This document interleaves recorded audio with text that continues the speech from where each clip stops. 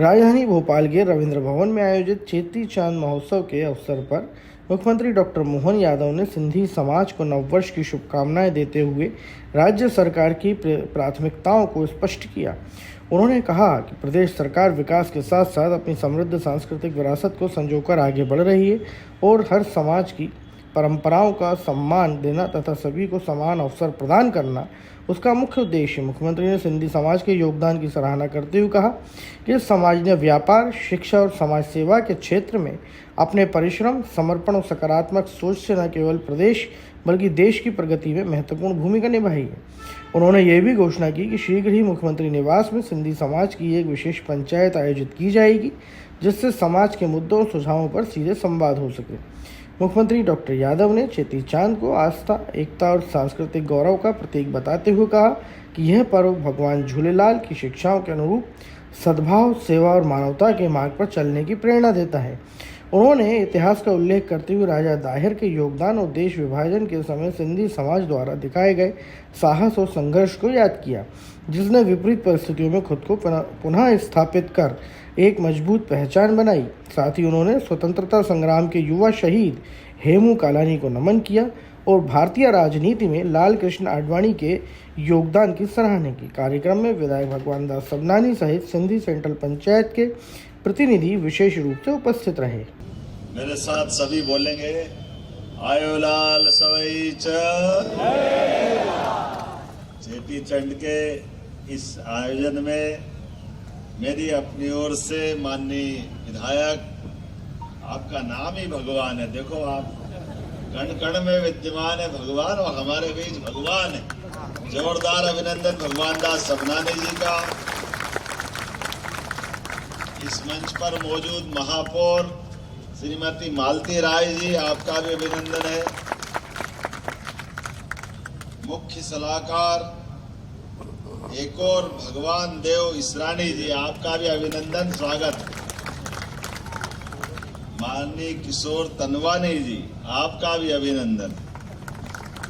श्रीमान घनश्याम चावला जी, आपका भी स्वागत है। श्रीमान राकेश जी, आपका भी अभिनंदन। राकेश जी सुखेजा,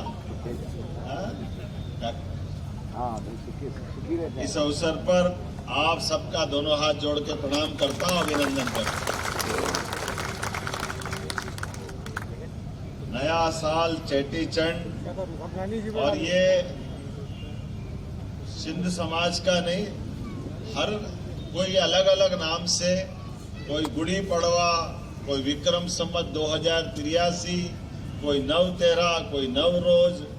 सच में इस त्योहार की, नए साल की शुरुआत की, नवरात्रि की मेरी अपनी ओर से सबको बहुत बहुत बधाई, बहुत बहुत अभिनंदन।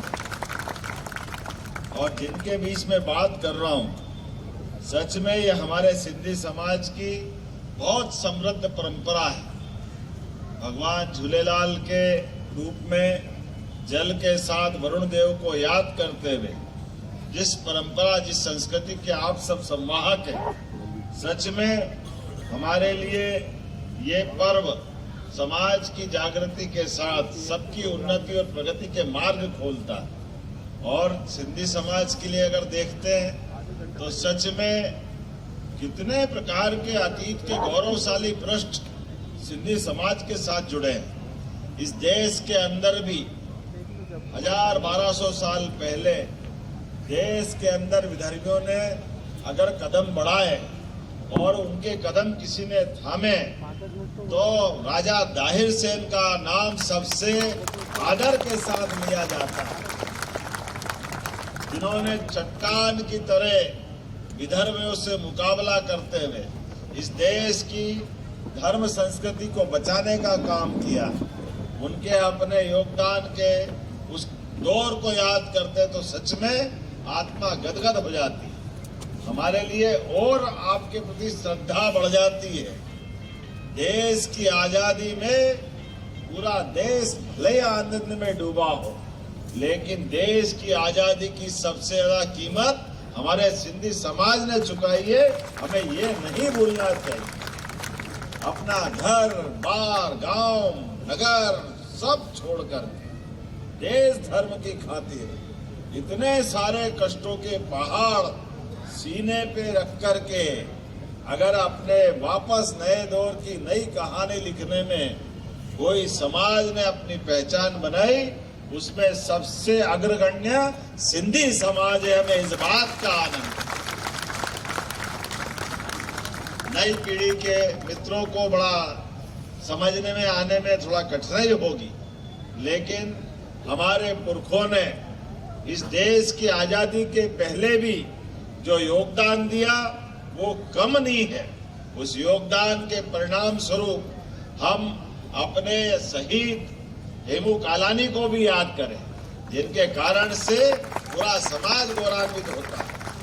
एक युवा अपने देश की आजादी के लिए रेल की पटरी उखाड़ के फेंक देता है और हंसते हंसते अंग्रेज तो कह रहे जाओ भाग जाओ बचा देते हैं। हमने कहा बचा किसको देते हैं, जो तुमको सब करना हो कर लो, लेकिन हम भागने वाले नहीं है। ये हमारे समाज का गौरवशाली प्रश्न सबको गौरवान्वित करता है।